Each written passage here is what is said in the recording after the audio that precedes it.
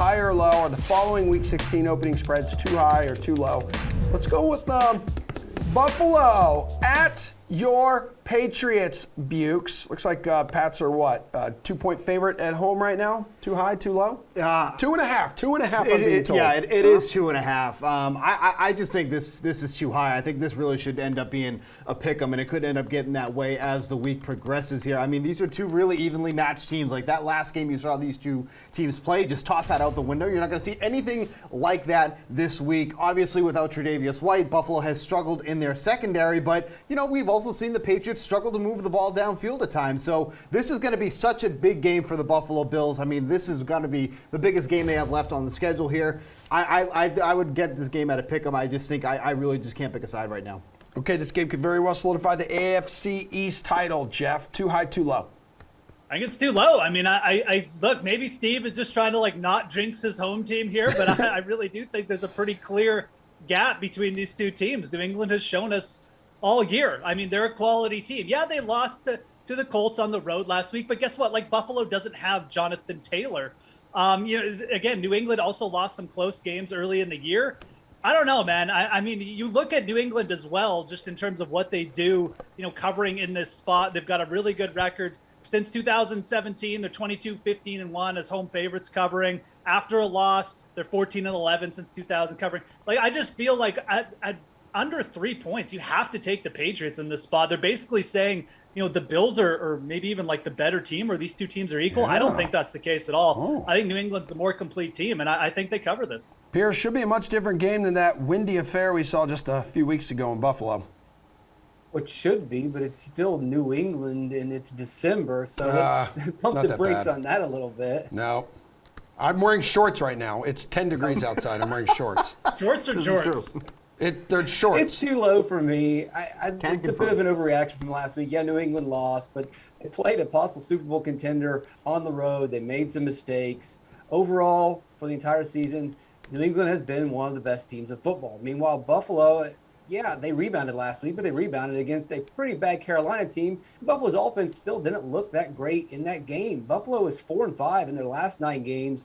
Their 4 wins were against Carolina, New Orleans, the Jets, Miami. Those are really not great wins. And when Buffalo faces good teams, we've seen what happens. They lose. And maybe Steve's right that this is more of a pick 'em and this game is settled by a point. But I think that the Patriots are going to win, so I have no problem laying 2.5. All right, let's go ahead and just fast forward here to Monday Night Football. It's the Dolphins. The Dolphins are streaking here, 7-7 at the Saints. Saints are 3-point favorites at home. Jeff, is this spread too high or too low?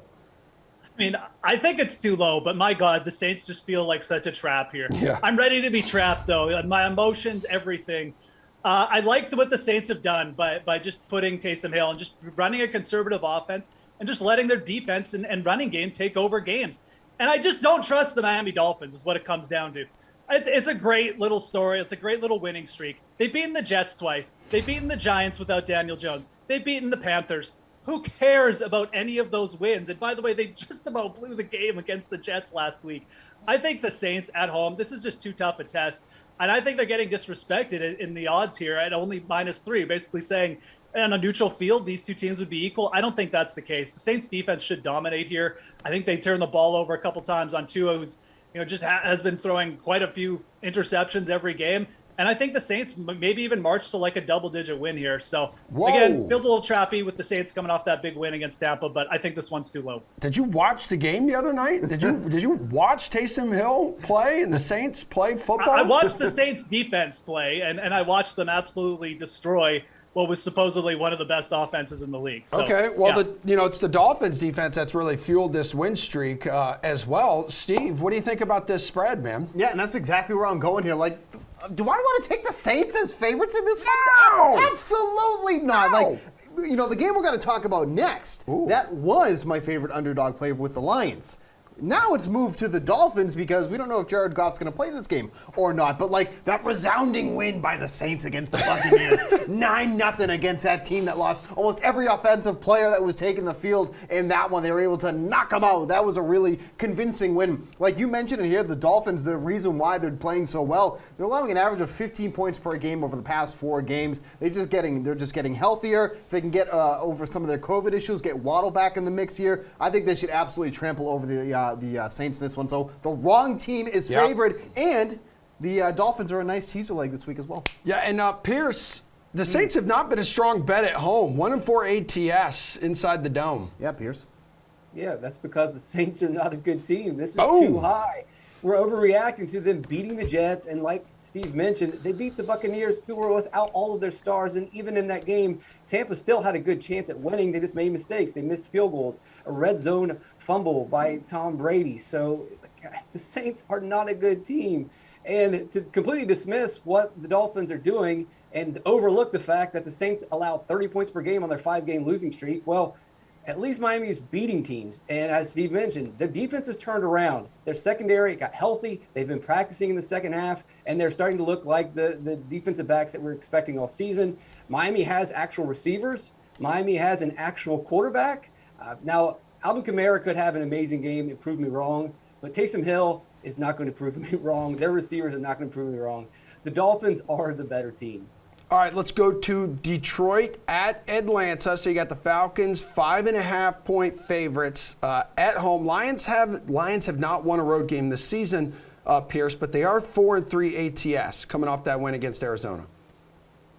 We know where I'm going to go with this. Yeah, this baby. Is way too high. Yeah, baby. Way too high. Come on. Like, Atlanta has benefited from a soft schedule, and you might say, well, this is another example of that soft schedule. Detroit is a 2-win team, but they have won 2 of the last 3. More importantly, they have covered in 5 of the last 6. They're 9-4 ATS this season. They may not be a good team, but Detroit is gutsy. They're gritty. They play teams close. They beat some teams.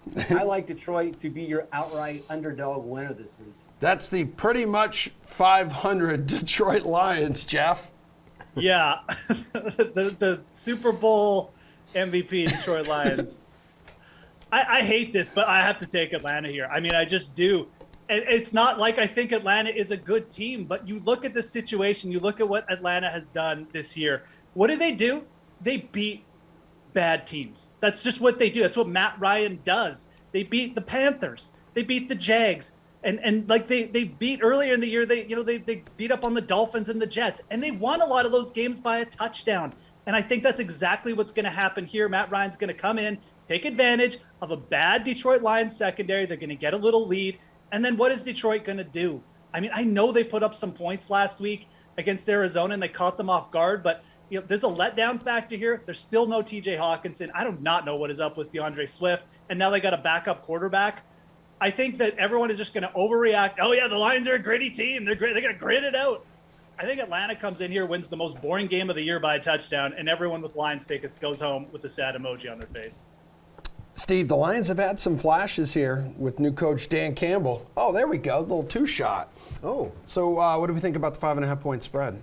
I mean, obviously, this one moved once the news that Jared Goff was going to be out in this one here, so, potentially could be out. I mean, with the new COVID protocols, who even knows what any of this means? He could end up playing in this game. We don't know yet. If it's Tim Boyle, I mean, absolutely forget it. I mean, this is somebody who's appeared in 2 games now. In those games, 15 for 23 in his pass attempts for 77 yards. He's averaging 3.3 yards per pass attempt. Just absolutely brutal. If we can get Jared Goff in here, this would turn into my favorite underdog play here. But if it ends up being Tim Boyle, it's disgusting to take anything in this game. But I'd have to side with Atlanta in this one, so I think it's set right.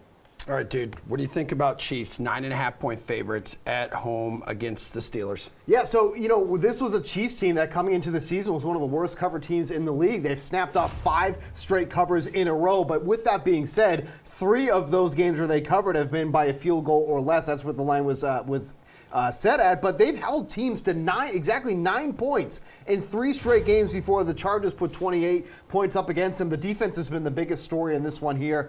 They've really showed up as of late against this Steelers team that's just struggling to move the ball through the air on the ground. You should cover this one. This might actually be a tad bit too low.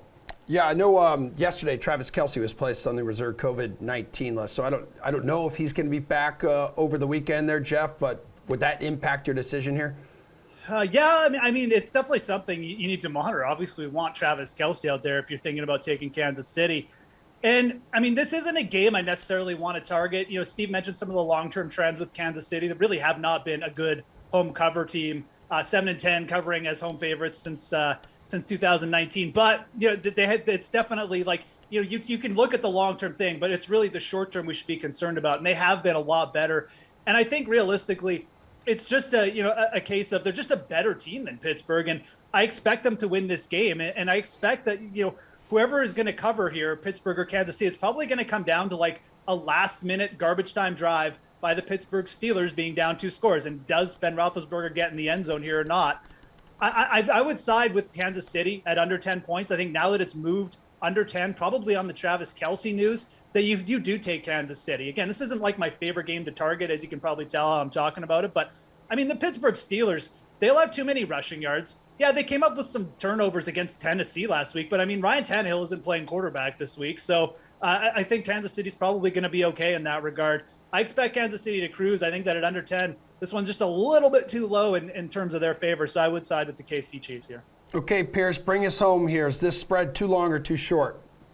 Yeah, this is too low. It's going to move up towards Kansas City. It's going to get higher. You look at double-digit favorites this season, 19, 14, and 1. That might not seem like the biggest differential, but previously you got about a 500 or even lower with these double-digit favorites covering. They've covered in 9 of the last 12 games this season, and the ones that have missed the double-digit favorites was last week. It was Tampa, that debacle, Miami for whatever reason being favored by -10, and then those Detroit Lions covering the spread as well. Double-digit favorites have played well. And then you've got Kansas City, who is trending the right direction offensively. Their defenses look great. In Pittsburgh, yeah, they're getting some wins, but all the advanced metrics say that defense is bad and that offense is bad, and Kansas City should cover in this game.